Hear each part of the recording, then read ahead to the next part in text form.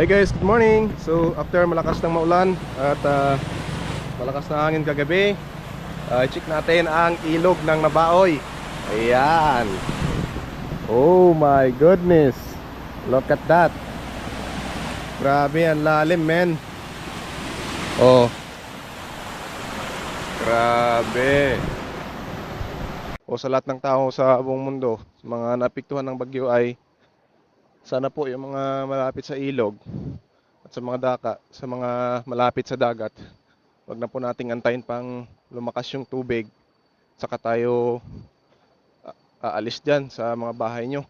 Wag nyo na pong patagalin pa o antayin na lumala yung sitwasyon para hindi man po mahirapan yung ating mga government rescuer dyan.